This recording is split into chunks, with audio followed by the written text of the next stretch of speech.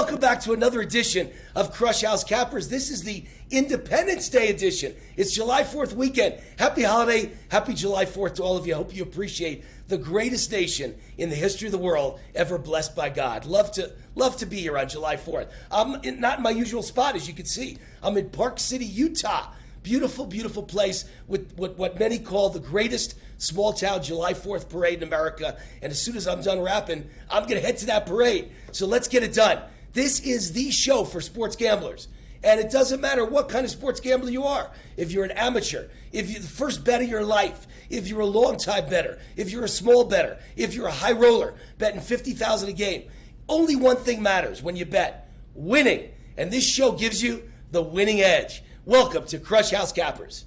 All right, great to have Chip Chirimbes with us. Chip and I go back, 30 years, something like that. 30 years, 35 years. You and I have been among the premier sports handicappers in the United States for decades, Chip. And, sometimes you got to go with it. I don't mind getting a little older. It means we got experience. You've been in the business forever. You've been a winner forever. How long have you been a sports handicapper, professional? Well, I started in 1978, Wayne. I had been teaching for 9 years in a public high school in Stamford, Connecticut, previously to that. And I ended up getting started in this business because we were wagering on the side, illegally with bookmakers. And my partner and I had so much success that the bookmakers had cut us off and shut us off. So we decided to see if we could sell our picks publicly. And, I'm here 40 years later and we're still winning. So I think longevity does say a lot for what we've both done in this industry. And you and I were among the pioneers on TV in this industry, right? You and I were on TV in the late 70s, early 80s, long time ago. You started, I think, in New York City on TV, right? Well, Wayne, it's funny because when we started this, everyone actually tried to kick us off the air. And I said, we have a First Amendment right here, freedom of speech. And now when you turn on all the other networks, you're seeing they're doing exactly what we did 35 years ago. They all have their talking heads sitting there analyzing games against the Las Vegas point spread, which we've been doing, and we were in the shadows for so long.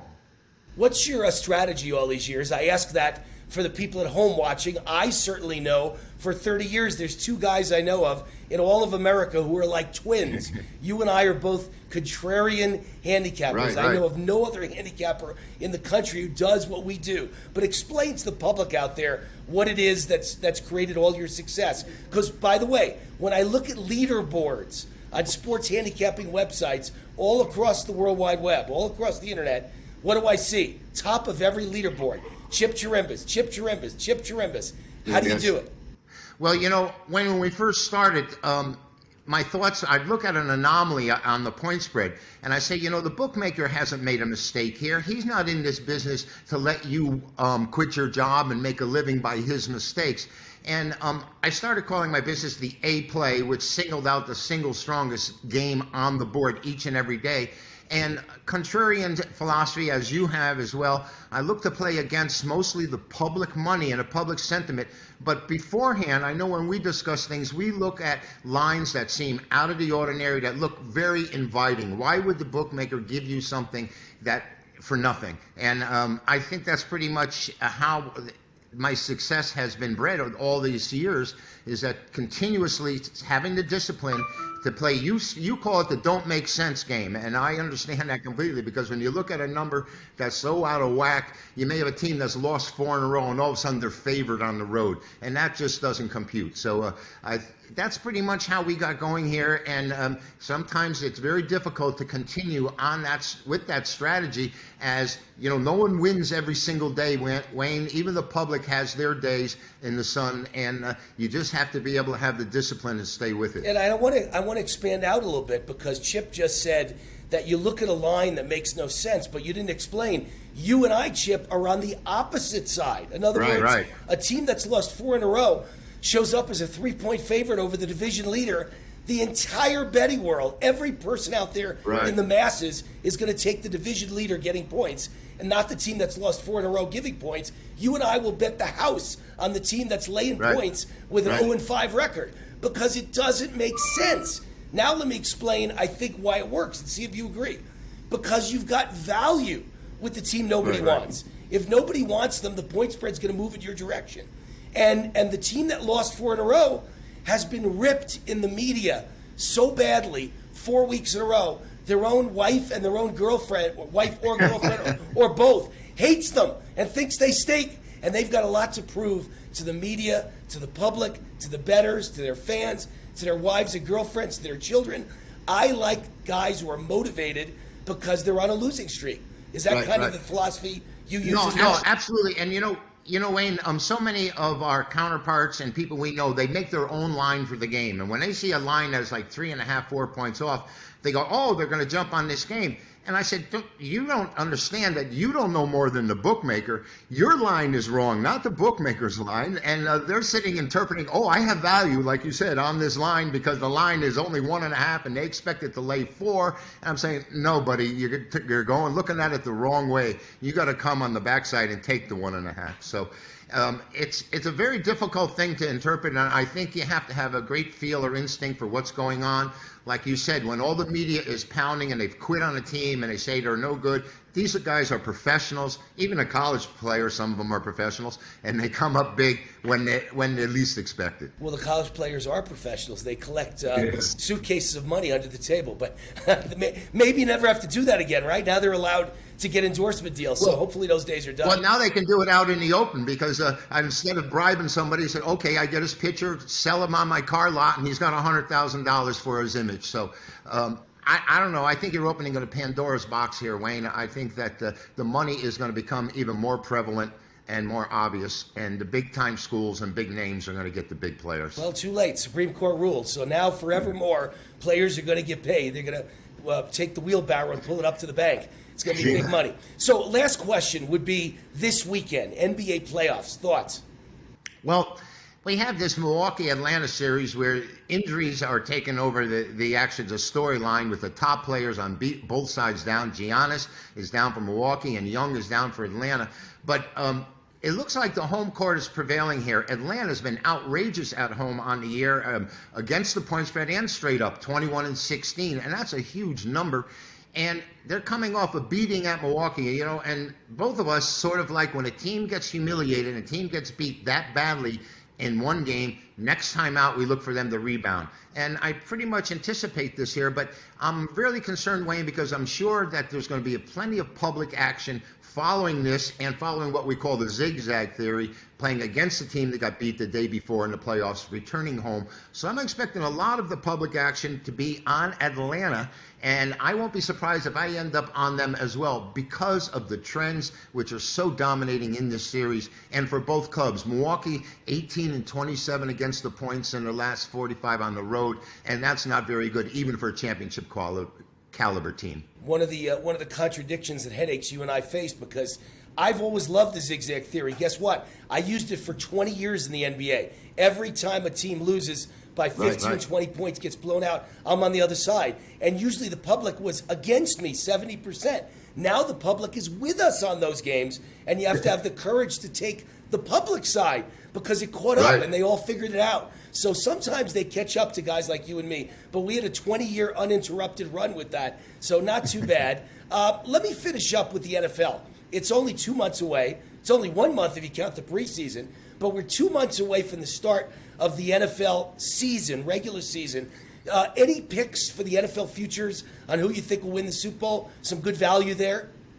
Well, Wayne, it's so far away, and, I really hate the projection of getting myself locked in for a season. But I'll sit and tell you what I've seen so far. We know that Tampa Bay with Brady is going to get plenty of support, and they've even added some upgrades to their already Super Bowl champion club.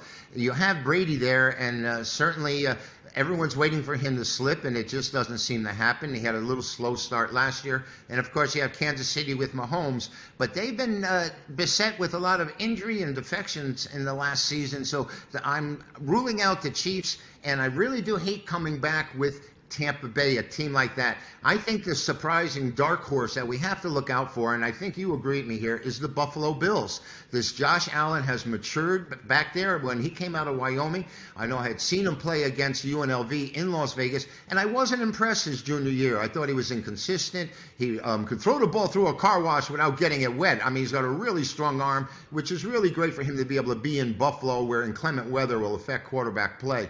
But I think the Bills, with their sturdy defense and their maturity, they came along last year and they blew a game in the playoffs. But I think that they're really a team to look out for. And I'll give you a counter. I have no problem with that. I like the Bills in the AFC. They're the only team with some value. Obviously, Kansas City has no value. In the NFC, Tampa Bay has no value. All the value for me is with the LA Rams. Matthew Stafford, they're plus 1,400. So you can bet $100 if the Rams win the Super Bowl, you win $1,400 for your $100 bet. I'll take Matthew Stafford and the LA Rams because they've got the best defense in all of football. Jalen Ramsey, Aaron Donald, who's probably going to be the defensive MVP again. And so a world-class defense that always had to struggle with a up and down offense. I never liked Jared Goff, ever. And I think with Sean McVay as the tutor for probably the greatest quarterback and offensive mind in all of football, tutoring Matthew Stafford, I think it's Super Bowl time for the LA Rams. That's my bet. Well, we're going to have to see if Stafford can actually put out a winning season. I mean, we call him Statford because he comes up with great numbers but few wins. Maybe it was a system he was in. Going to L.A. really might help him. I've started comparing it to Chris Paul in the NBA, who finally has made it to the NBA and maybe to the NBA Finals. And maybe that's what we're going to need out of Stafford here.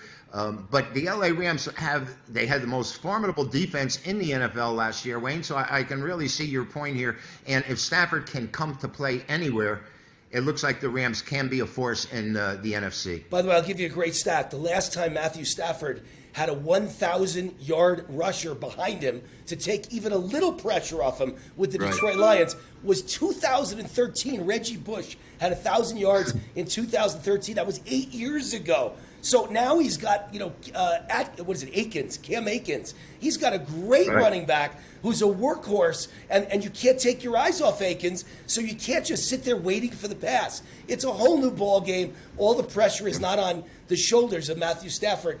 He's just a piece of a great team, a great puzzle. So I think it'll make all the difference in the world. Hey, Chip, always great talking to you. You and I, great minds think alike most of the time.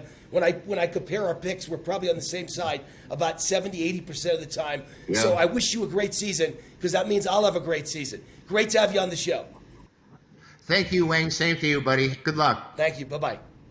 Oh, my gosh. It's over. Another great week in the books at Crush House Cappers. I'm your host, Wayne Allyn Root. We've had fun today. Chip Chirimbes, he is great. And I want to make sure all of you know, if you go on over to VegasWinners.com, that's the sponsor of our Crush House podcasts and the Crush House Cappers podcast. And VegasWinners.com has all the best sports handicappers in the world.